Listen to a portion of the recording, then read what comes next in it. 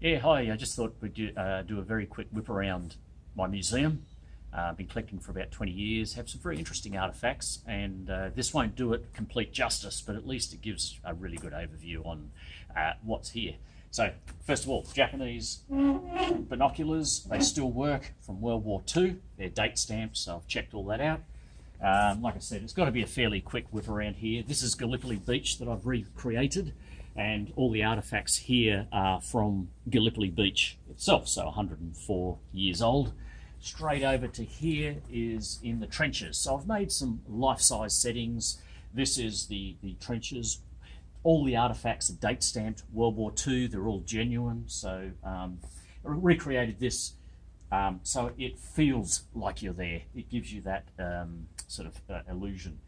Also here, this is the duck board. So I made some duck boards. So it was like through Europe in the mud.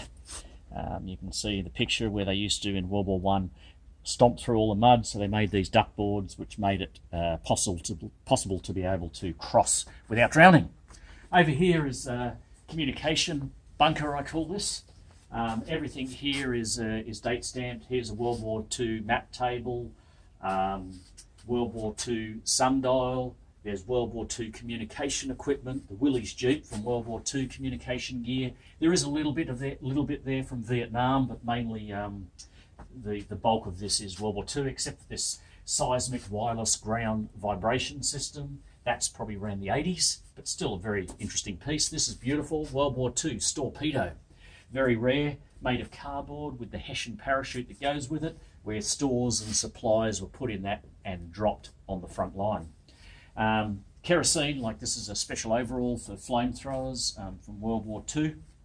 I've made some dioramas here. Now this one, for some models. This is World War One setting diorama, and make these so that you get a bit of a topical view on some of the war times, and then there's a World War II village. Now, let's have a look just briefly here. We're going to have to do a bit of a pan through here, but if I just in 2 seconds explain what we're looking at, but if we just have a quick look here. This is my World War One case. So in here, there's World War One artifacts, pieces used there. Interesting piece, bullet and a penny. There's a 303 bullet that went straight through a penny that was in a soldier's pocket. Here is a bugle that was dug up in Lone Pine. It's a very special piece as well. Straight over here, here's the Scottish Highlander broadsword from around early 1800 there, and the rest of this is light horse, a little bit of Boer War, but mainly light horse gear that they used. Not they would have used, they did use.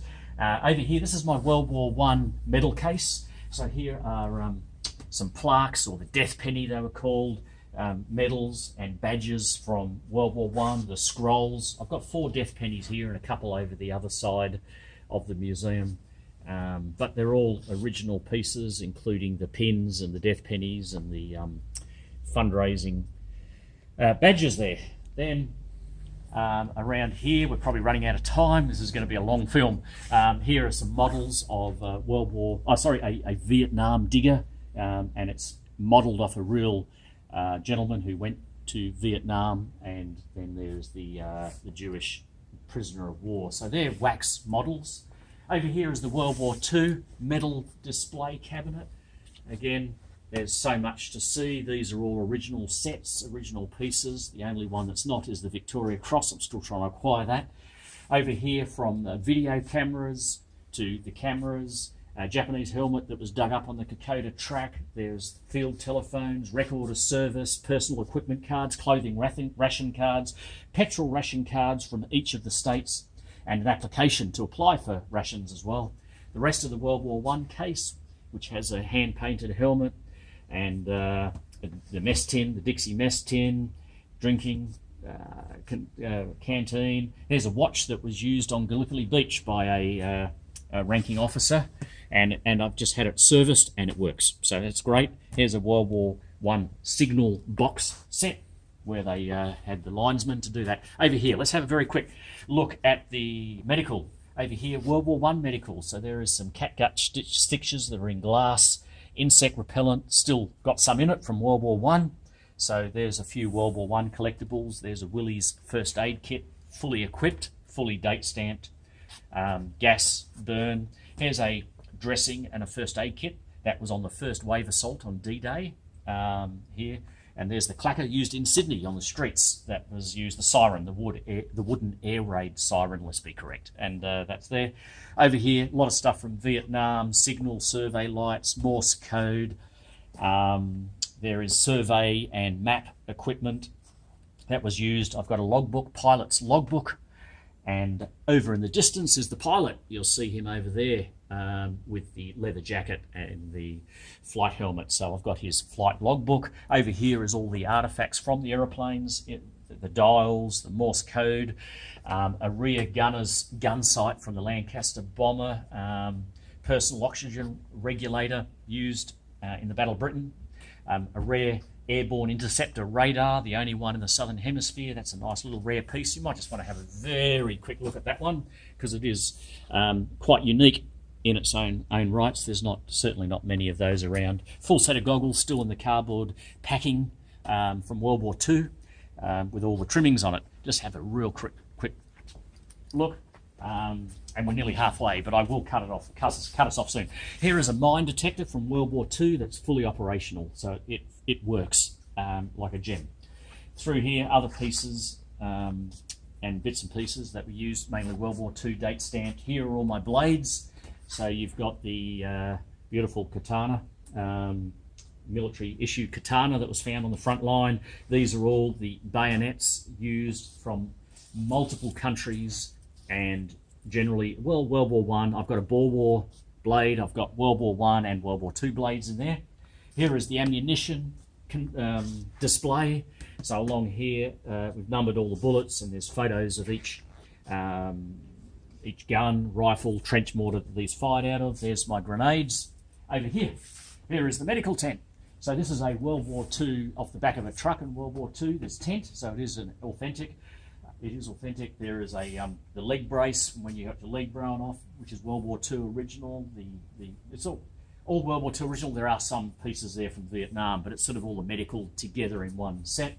I built this house, and it's got antiques from the turn of the century, so it shows you what life on the front line in World War I was like. Here is a ranking officer's desk that I put together, so they're genuine antiques from World War II. And there's a bit of an explanation about the war cabinet and why a high-ranking officer would have it set up like this. I've got all the explanation for that. Through here, just a quick pan on the outfits, be it Vietnam, Black Watch, peacekeeping, Vietnam captain, Australian World War II captain, Lancaster bomber pilot, got his name. There's a MiG parachute and harness over there, and then the Russian high-pressured suit. Also bolted a Willys Jeep to the wall. The reason I did this, photo booth. So kids can jump on it, dress up, put on some gear, and get their photo taken in a photo booth setting. Over here, one last room. Just give me another 15 seconds on here. Here is the Navy searchlight that we spoke about on the group. And here are some of the uniforms that I've collected, a couple of petty officers and a rear admiral. Here is the life raft, World War I Carley float, where the soldiers held onto the outside, wounded were in the middle.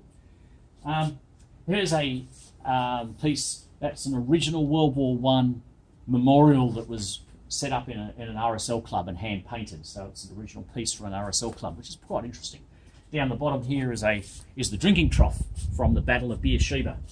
So 31st of October 1917, Battle of Beersheba. They've got a few artifacts that then I've got from Lighthorse and from the Battle of Beersheba. There's all these original pieces, the photo album, the leather jacket, the leather waistcoat, the watch, daggers, all of that from the Lighthorse from the Middle East.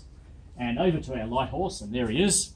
And here is the original Lighthorse saddle with all of the attachments on it, including the bit for the horse's mouth and the canteen, all there, plus the military cavalry lance from the 21st Lancers. So this is date stamped 1874, so it's a nice old lance that they used, and then the Lighthorse used them as well.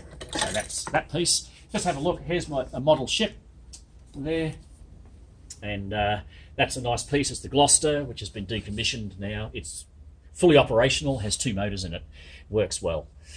Okay, and then a quick pan, we've got the helmets, or the heads up there, and there are hundreds of these right through the museum. Around here is some more heads, and this is another collection of some of the helmets, and basically the helmets that I've got. So anyway, that's a quick overview. Let me show you the B-15 side panel that's been dug up recently in Europe.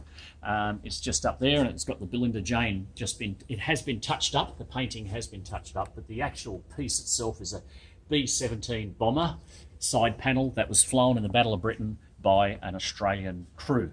So anyway, that's a bit of what I've got here. There is more, but I think that was hopefully a good overview, and you get a little bit of a feel for what I've got and what I'm doing. Thank you.